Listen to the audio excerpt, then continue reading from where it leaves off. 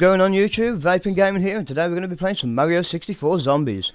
As you can see from the video in the background, this is an exact port of the original Mario 64 map, which originally featured on the Nintendo 64 and made its way as a port onto the Nintendo DS. Now in the background you can hear the original music playing from the game, which was the music that you got inside the castle.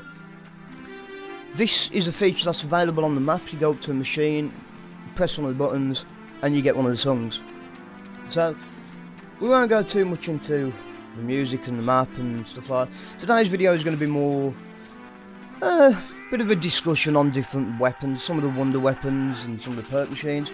So without further ado, we'll start with the Wonder Waffle. Now the Wonder Waffle originally appeared in Shin Onuma and was created by Dr. Richtofen. This was created at Doris compound along with the teleporters. Now, this was intended to be mass produced and supplied to the frontline troops to win the war. It had got 200,000 amps of power running through it, and it was meant to hit one soldier and bounce off into 10 other soldiers, killing them instantly. Needless to say, this weapon was not to be fucked with. It was as powerful as a motherfucker. And then that takes us on to the ray gun. Now, the ray gun appears in the single player mission, Little Resistance, and pretty much every Nazi Zombies map. I think it's on the majority of the custom maps as well. Now, the ray gun is one of the most powerful weapons in the game, and with being able to take out zombies with one hit up until rounds between 30 and 35, it makes it especially useful in tight situations. Now when Pack-a-Punched, it loses its one hit kill status at around round 40 to 45, but that's a long way to go. You know, that's a very high level for just one gun, and its splash damage is amazing. Also very good if you want to leave a crawler at the end of a round, hit them with the splash damage and you've got it. You can run round, get what you need to get, and you're off again. Next round, bang, done. And the ray gun was also the first fictional weapon to appear in Call of Duty. Now, this next weapon's an interesting one. It's called the Winter's Howl. Now, this is a weapon that isn't mentioned very often, and I think the only map I have ever seen it in is 5. Now, I have heard that it's in Verrucht as well, but only in the Black Ops version of it. It fires a blizzard that causes ice blast effects. Now, this is good because it really slows the zombies down. So, it does do some damage, but the main advantage of it is it can get you out of a tight situation. It'll slow the zombies right down, and it's easy to make you escape. You can switch weapons in and take them out a lot easier, which can be made quite easy because when you fire the weapon, it encases them in like an icy cube, and it's pretty easy to break. Just a knife or one bullet, it can usually do the trick. And the thing is, you don't get much ammo with it, but it can be Pack-a-Punch to become Winter's Fury, which obviously gives it more ammo and keeps the freezing time longer. It's got a bit more power, but it's a weapon to get you out of a tight situation. Now, this is going to be the last wonder weapon for this list, but this has got to be my all-time favourite wonder weapon. Now, you've got to love the ray gun and the Wonder Waffle, but this gun, it's got to be one of my favourites. It's the Thunder Gun. Now, the Thunder Gun, it was on Black Ops, it was on Kino, it was an absolutely amazing weapon. It was just super OP. Now, that was the ultimate gun for really clearing a room and getting you out of that tight situation. Now, okay, as you got to the higher rounds, it wouldn't kill them, it would just knock them down. But it didn't matter what round you were on, the Thunder Gun will knock them down at any level, which will help you get away.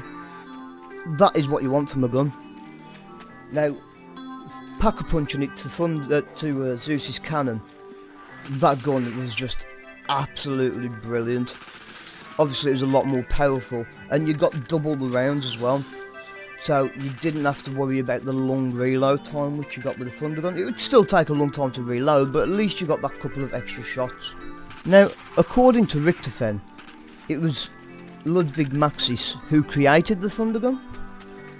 However, this was a lie, because it was made in a project called Thunder at Ascension. So, not only is Richtofen a liar, but he's still a cop. So, let's talk about some of the vending machines. Well, I say vending machines, perk machines. So, this one may have been one that a lot of people have never heard of. It's called the Ammo-Matic. Now, this is a cancelled vending machine in Verrückt. It was also in Shinonuma and Derice, although it cannot be seen or used in Derice. There's a stairway that leads up to it, not far from the Juggernaut. But it seems like the idea was scrapped at the last second by Treyarch. Now, there was unused sound files that remained on the disc, confirming that the machine was designed to give the player max ammo upon purchase. It is likely that the machine would have been expensive or could only be used a specific amount of times. Now, I think this would have been a very, very good machine to put into the game, because, well, let's face it, how many times you've been running around, you know, you've got a good couple of weapons, you've got no ammo, and you've got to get rid of your weapon because you've got to buy something else. Even if you've got mule kick sometimes, the free weapons aren't always enough. So, it's always good to buy a wall weapon if you've got mule kick. So at least then you can still get weapons. But I think this perk would have been a really good addition. Hopefully we'll see a comeback of it in the future. Maybe. Nobody knows. Fingers crossed. I think it would be a good addition. And it wasn't just that perk machine that wasn't brought in, there was another one. However, this one wasn't really known about it. There isn't much that was known about this machine. It was called Candelier.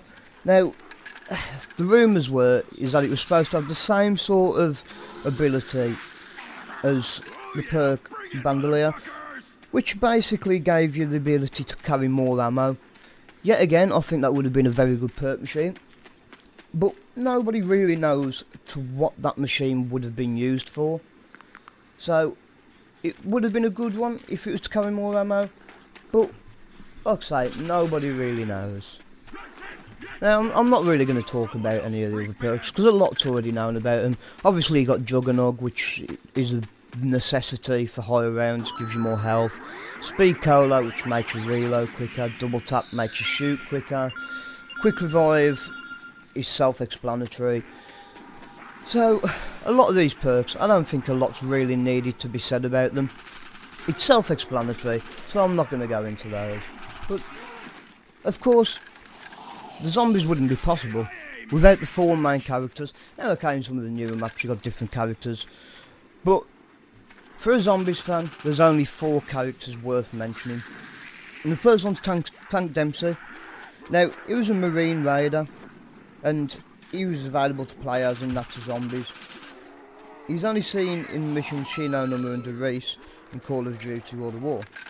He was at Verrückt, but was unconfirmed until Call of Duty Black Ops.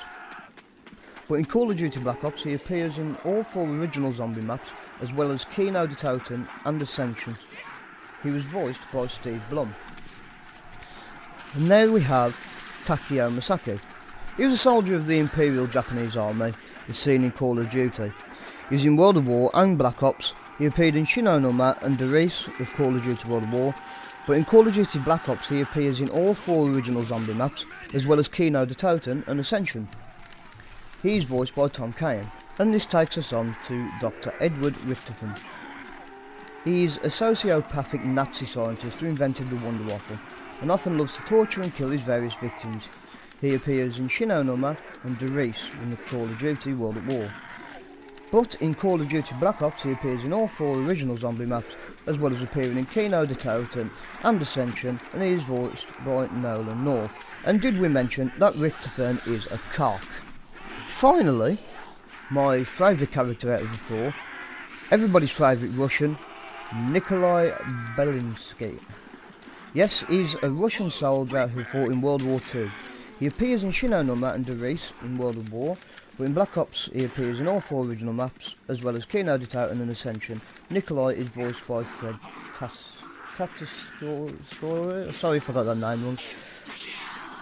Nikolai has also got a big fascination with vodka, and we've got to love a Russian that likes vodka. He is pretty damn awesome. And I'm not going to really go over anything else in this video now. I'm going to cut it to the end now. Didn't expect this video to go on for this long, to be honest. This is just a bit of random information about zombies. Hopefully you enjoyed the video. Like I say, I enjoy playing zombies. I'm sure a lot of you guys do as well. Otherwise you wouldn't have come to this video in the first place. But if you found any of this information useful, or yeah, if there's any information that you knew or you didn't know, just pop it down in the comments section. Thanks for watching, guys. Please like and subscribe, and until next time, stay safe.